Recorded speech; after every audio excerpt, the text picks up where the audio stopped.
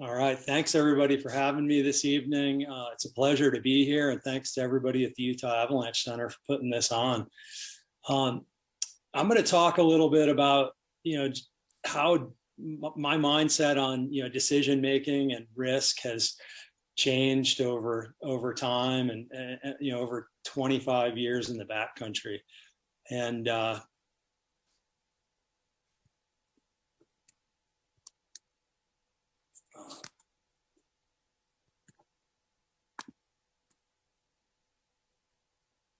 like a good Grateful Dead concert, I'd like to keep this tight, but also give myself a little room to explore some new ideas and new concepts. When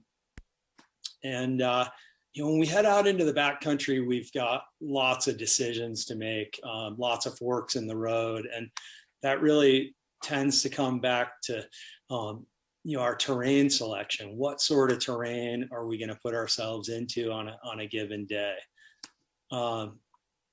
This environment we're going into, I think everybody that's here taking part in this conference is passionate about getting out into the winter backcountry, and it provides so much joy, room for adventure with friends and family.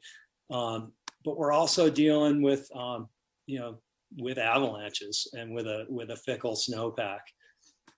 So here's a quote that resonates with me and tends to guide me in my backcountry travels. Tell me all that you know, I'll show you snow and rain, comes from a song that means a lot to me. And this guides me that even after many years in the backcountry, we're not gonna understand every complexity of the snowpack. We're not gonna we're gonna have uncertainty, and that's the nature of the game out there. So I think, I tend to approach the mountains with, rather than I know how this works, trying to figure out, wondering how this works. This is a bumper sticker and something that we at the American Avalanche Institute had on our sweatshirts early on in my career at the American Avalanche Institute. And I've had some conversations with Drew Hardesty about this, this concept of no snow. And, Drew's perspective was that, that maybe that's, that we're never going to know snow. We're never going to completely understand snow. And I tend to agree with him. On the flip side, I look at somebody like Rod Newcomb, one of the founder of the American Avalanche Institute, and he's been a lifelong learner, a lifelong student of snow, and I've wanted to take that with me. And anytime I'm going out there, I'm looking to learn about the snowpack. And snow pits for me are less and less about decision making on a given day, but rather about understanding the snowpack over how they're evolving over a year, and how they're how my learning and understanding of the snowpack is evolving over a lifetime. So I'd like to pull a couple of ideas from Bruce Tremper in this talk. And this is a graphic I've used in many avalanche classes, and we look at our confidence in our avalanche skills over time, over the years. And this is something that has resonated with me, and I've seen this amongst many of my peers and colleagues, that our confidence in our skills will rise and fall. But a lot of us that have been doing this for many years and decades tend to fall into a later part in our career when that confidence in our overall knowledge of the snowpack, it plateaus and it flatlines. And I think really what we're doing is we're recognizing how much we don't know about the snowpack, how much complexity. And even if we may have a great handle on the snowpack one day, it's going to change the next. And one of the things we're doing for our AAI staff training coming up here in a week is we're asking our staff to take a look at their own trajectory over their careers, and where are they currently on this trajectory. And I think it's a worthwhile exercise, just a self-assessment of, where am I at on this trajectory. It's not a static thing. So yeah, this concept of risk management and how do we manage this risk of objective hazards of avalanches, and as we head out into this environment that we love. So Sarah talked about this last night, and I'm going to go a little more broadly, but on one side of the equation, we have the objective hazard of what type of avalanche problems exist in the mountains. Here on the left, we've got shallow surface slabs, and on the right, we have these deep, deadly, persistent avalanche problems. And then we couple that with the terrain. And this is another graphic from Bruce Tremper, and I think a really useful way to look at terrain. In the lower left-hand corner, we've got generally safe terrain, low angle, non-avalanche terrain. On the upper right of the graph, we have extreme avalanche terrain where there's very little margin for error. And then we as backcountry travelers probably spend a fair bit of time in the middle here in terrain that we really enjoy skiing and riding, but it is definitely steep enough to slide, and it's got some consequences if we were to get caught in an avalanche in this terrain.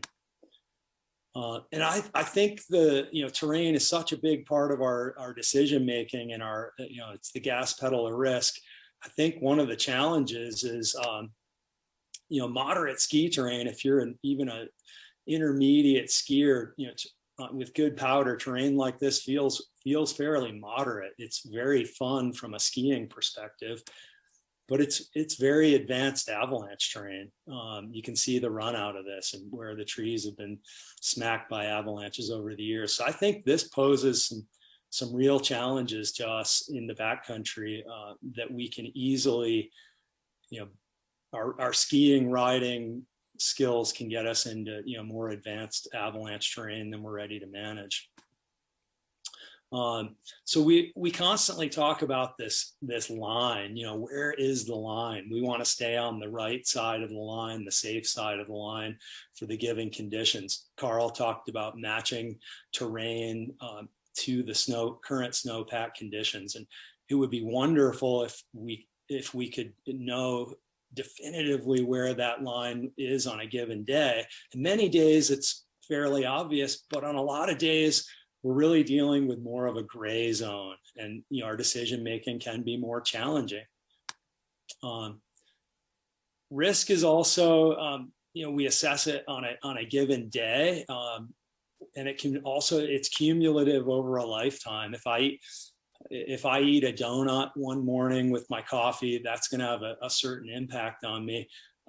If I get into a habit of eating a donut, every morning for the rest of my life, that's going to have a different effect on my well-being. And so we really need to manage those risks on a day-to-day basis, but it's also the cumulative decisions we make over a lifetime.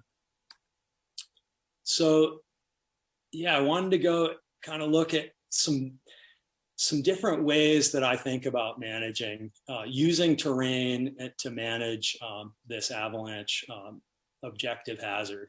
And one way is to avoid the avalanche problems by going into just sticking to non-avalanche terrain, that lower left-hand side of the graph, low angle, safe consequences. And that's a great way to manage the risk. The tricky part about it is that to truly stay in non-avalanche terrain when we go out into the backcountry is, a little more easier said than done. Here's a view of some of our very easily accessible terrain south of Teton Pass, and I think a lot of people, myself included, tend to get out into a lot of this terrain without thinking a lot about conditions and think of it as generally safe. This is a road cut just south of Teton, of that parking lot, and my friend John Fitzgerald and I triggered a significant avalanche on that slope heading out of the parking lot. And then, Edelweiss bowl, one of the very commonly skied bowls, I think skied as an all conditions piece of terrain, does still produce avalanches from time to time. So we can manage the risk by sticking to lower angle terrain, but it can be hard to head into the backcountry and completely avoid avalanche terrain altogether. So we really got to be heads up on our terrain assessment and recognizing what kind of terrain we're in. Here's a picture of the head of Little Cottonwood Canyon, and there's plenty of non-avalanche terrain, but there's also significant avalanche terrain close by, and being aware of the terrain you're in, the terrain you're above, that's above you, and it can be easier said than done to totally avoid avalanche terrain. Another management technique is to avoid the avalanche problem by going where the problem does not exist. Here's a picture of an avalanche cycle in the Tetons about 10 years ago, when those avalanches were located in specific terrain, high elevation, north facing.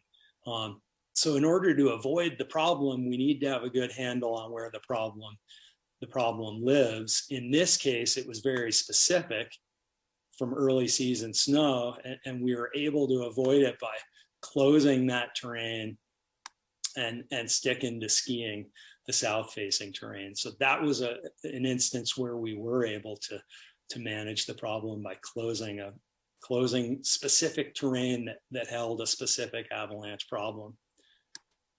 And then wanted to talk a little bit about entering terrain where the avalanche problem exists. So here's a picture of some of a relatively small wind slab, triggered from the ridge.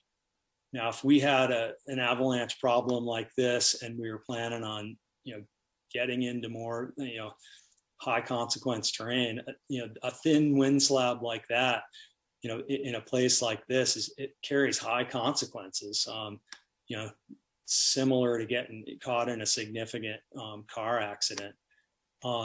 We take that same avalanche problem and move into the terrain on the picture on the right, and the consequences change due to the nature of the terrain, a more favorable run out. So triggering that same avalanche, getting caught in that same avalanche on the looker's right is lower consequence, but it's not without consequence. So, we're constantly balancing, looking at these risk factors. Here's a rare example of a situation where, I'd say I'm in terrain with a manageable problem. It is a very shallow slab, and it's a very small piece of terrain.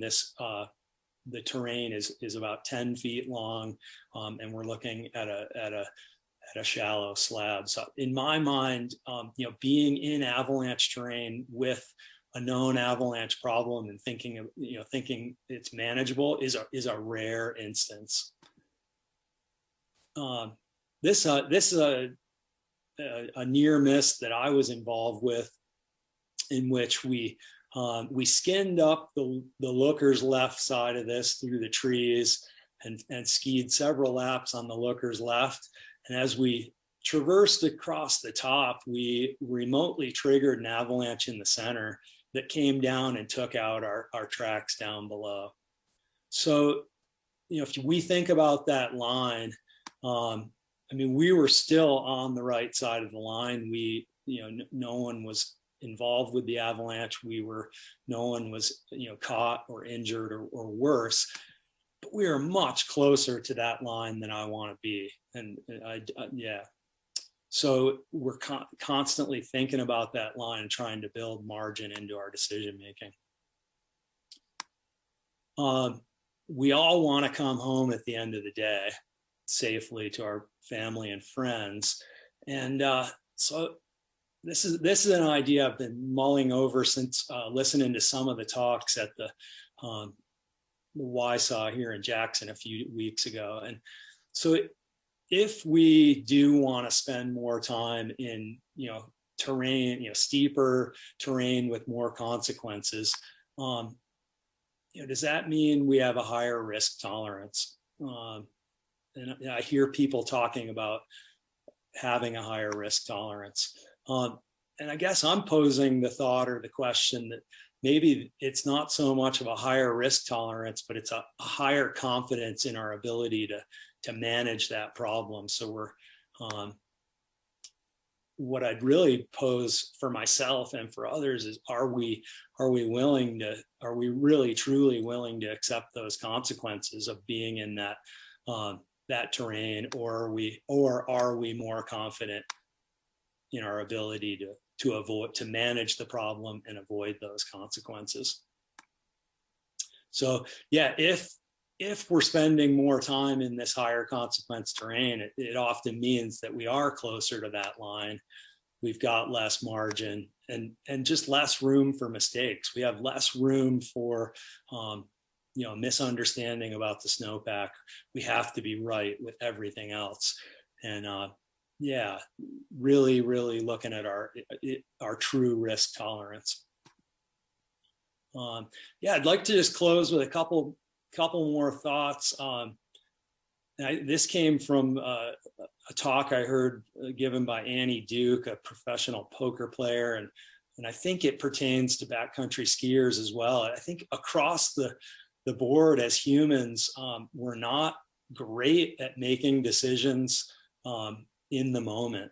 I think standing at the top of a slope is a challenging time to make a good decision. And I think we can make good decisions on given days, but over a lifetime of decades of backcountry skiing, we're probably going to make some errors when we're standing, in decision making when we're standing at the top of the slope. So this is a tool we use in our teaching at the American Avalanche Institute, this checklist. And the middle part of the checklist is things that happen in the field, things to think about before entering avalanche terrain.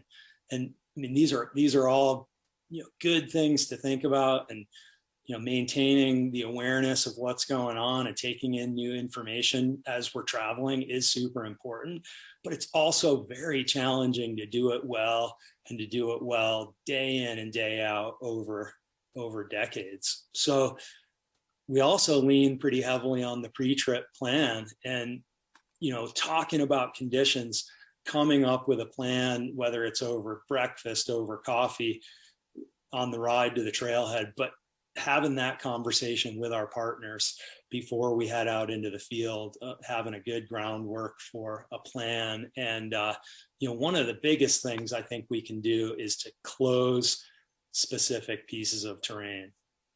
The other part of the checklist is the post-trip discussion, the debrief. And, that's not going to, it's not going to influence the debrief at the end of the day, isn't going to influence the decisions I made 4 hours ago, but it's really going to promote that lifelong learning. It's going to help me to make better decisions tomorrow, the next day, a year from now.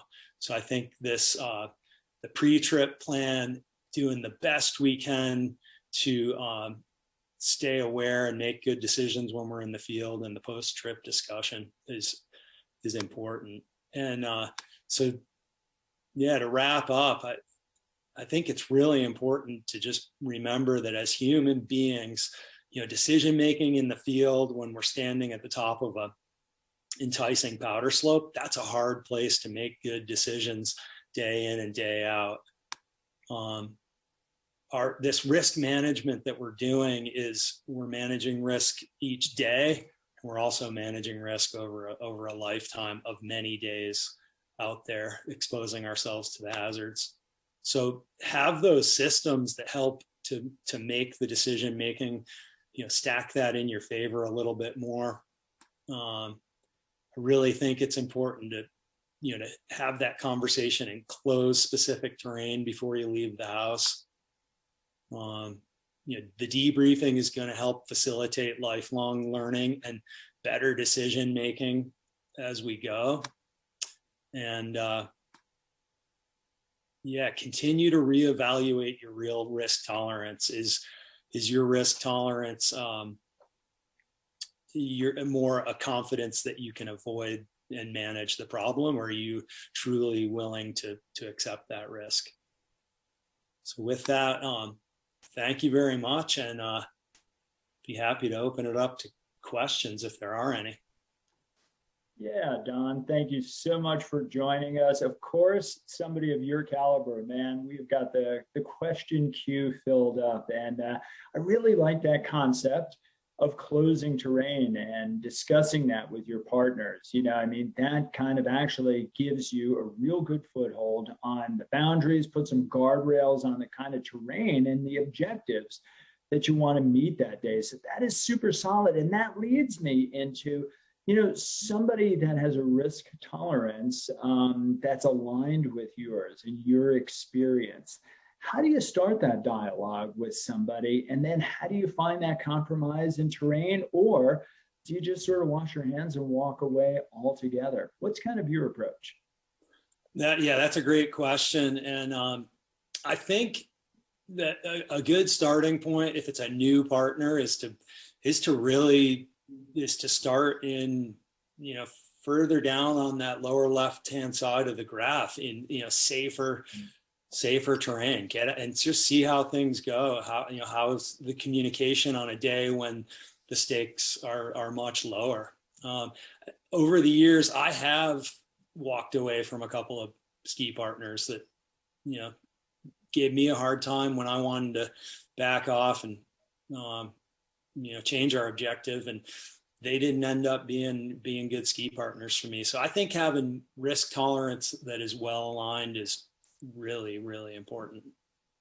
Yeah, perfect. And both Sarah and I talked about it last night, but that concept of mini golf, you know, and just dip a toe in the water, see how terrain and snow is reacting, get a feel for the turf, get a feel for the snowpack, and then start stepping it out, you know, and that's always seems to be a really, really solid approach. And kind of segueing into our next question. So do you think it's possible for people to not have a bias towards what kind of terrain is manageable and what kind of avalanche problems are manageable? What's been your experience with that?